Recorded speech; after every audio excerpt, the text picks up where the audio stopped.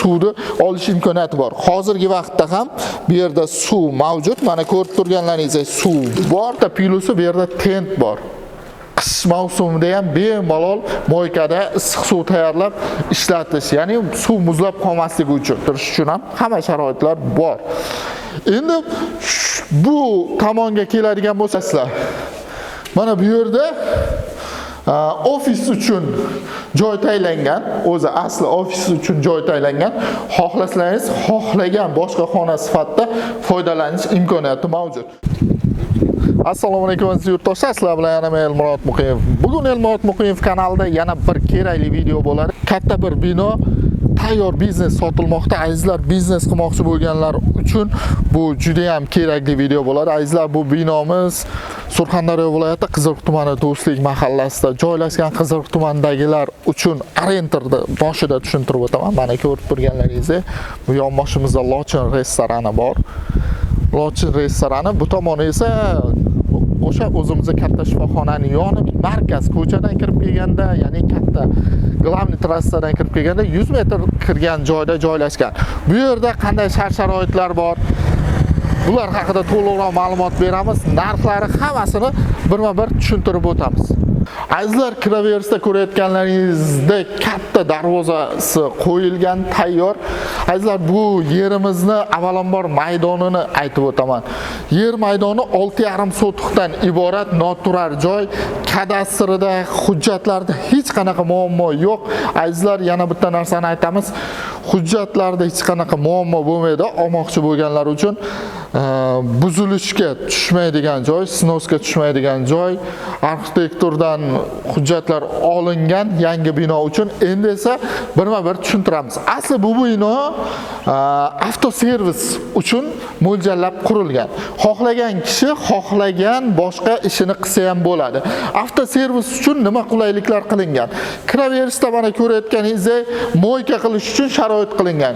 Ko'rayotgan bo'lsangiz, moyka uchun mana 1, 2 ta, 3 ta moyka uchun 3 ta mashinani kiritib bir vaqtda yuvish imkoniyatini qilish uchun joy qilingan bu yerda.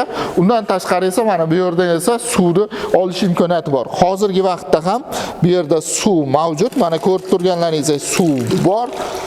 Toklar yevromontaj qilingan. Toklar yevromontaj qilingan. Har bir liniya uchun alohida avtomatdan liniya tortib kelingan. Yana bitta plusini aytaman, hech qaysi avtomoykada bunaqa hozirgi kunda imkoniyatlar yo'q. Mana bu ko'rib turganingizdek katta 12 tonnali bo'lsa kerak, 12 tonnali bochka bor. Keling. 12 tonnali bochka bor. Mana shu yerda yopsa bu tomonga suv bormaydi, ochsa o bo'ladi. Yana bitta plusi bu yerda tent bor. Qish mavsumida ham bemalol moykada issiq suv tayyorlab ishlatish, ya'ni suv muzlab qolmasligi uchun. Endi esa kelamiz. Yana bitta plusi tomoni bor. Mana ko'rayotgan bo'lsangiz, suvni oqib, bu yerda kanalizatsiyasi bor. O'sha yoqqa qarab tushib ketaveradi. Mashinani olib bu tomonga bemalol quritib yuvish imkoniyatlari mavjud. Yana keyin avtoservisga kerakli bo'ladigan, mana ko'rayotgan bo'lsangiz, moy almashtiradigan joy qilingan. Mana ko'rib turganlaringizdek, moy almashtirish uchun ham hamma sharoitlar bor. Endi bu tomonga keladigan bo'lsak, mana ko'ryapsizlar, bu yerda esa endi joy qilingan. Shu avtoservis, mana shu xizmat ko'rsatish uchun joylar qilingan. Mana ko'rayotgan bo'lsangiz, xizmat ko'rsatish uchun mana joylar qilingan. Mana bu yerlarda xizmat ko'rsatadigan joylar bo'ladi. Misol uchun qaysidir hadovoy usta, yana boshqa usta, motorist, hammasi imkoniyat bor. Mana bu yerda ham xuddi shunday. Mana ko'rayotgan bo'lsangiz, joy bor. Yana aytib o'tamiz, mana keling.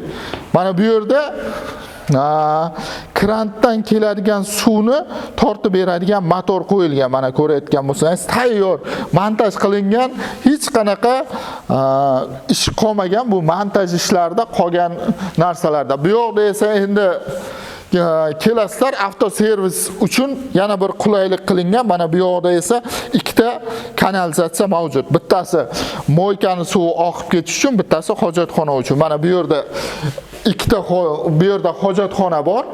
Mana bu yerda hojatxona, bu ikkitasi esa masserlar uchun dush formalarini almashtirib, yana uyga kiyimlarni kiyib ketish uchun imkoniyatlar qilingan.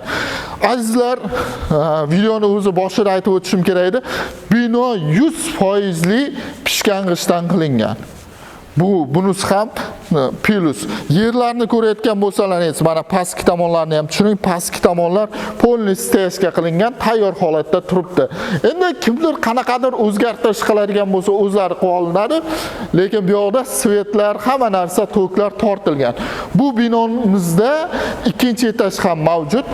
Ikkinchi etajda qanday sharoitlar bor, hozir birgalikda ko'ramiz. Azizlar, mana ko'rayotgan bo'lsangiz, mana zina orqali qilinadi, mana chekkalarda rishotkalar qilingan, tayyor. Endi har bir inson o'zini didiga moslab, yana ham remontlarini to'g'rilab ketishaveradi. Bu hozir tayyorlangan, faqatgina ishga tushmagan. Bu mana yerda turgan bu tomonni ko'rayotgan bo'lsangiz, bu tomonda hamma narsasi pastda turibdi. Tayyor turibdi bu. Undan tashqari esa hamma tomon mana ko'rayotgan bo'lsangiz, akfa derazalar qo'yilgan. Tashqi tomonni ham boya ko'rgan bo'lsangiz, yopiq turgandi, lekin ichki tomonda akfa derazalar qo'yilgan. Undan tashqari endi kelasizlar. Mana bu yerda ofis uchun joy tayinlangan, o'zi asli ofis uchun joy tayinlangan. Xohlasangiz, xohlagan boshqa xona sifatida foydalanish imkoniyati mavjud. Bu yerda ham montajlar, tok montajlari to'liq qilingan. Endi esa bu yoqda keng yana bitta xona mavjud tepada. Bu esa avtoservis uchun, zapchas magazin uchun joy tayinlangan. Mana ko'rayotgan bo'lsangiz, zapchas magazin qilish uchun sharoit qilingan, mana hamma narsa bor.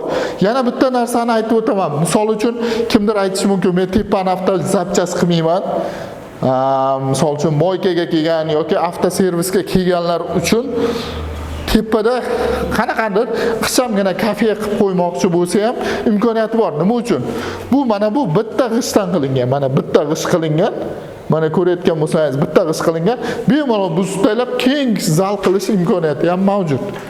Shuning uchun bemalol qo'rqmasdan, hujjatlarda hech qanaqa muammosi yo'q, olishlaringiz mumkin. Bizlar mana bu binomiz haqida ma'lumot berib o'tishga harakat qildik. Boya aytganimizdek, mana bu yerlar ham akfa derazalar qilingan, faqatgina tashqi tomondan yopib qo'yilibdi. Mana bu yerda esa misol uchun suvlar chiqib ketish imkoniyatlari mavjud.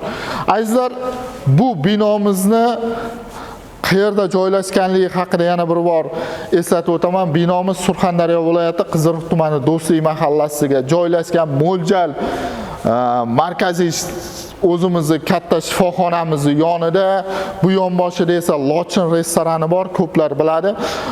Undan tashqari esa azizlar, to'liqroq, yana ham to'liqroq ma'lumot olmoqchi bo'lganlar uchun esa bino egalarini pastda telefon nomerlarini qoldiramiz. Bemalol telefon qilib, hujjatlarida yoki yana qanaqadir tushunmagan joylaringiz bo'lsa, bemalol telefon qilib murojaat qilishlaringiz mumkin.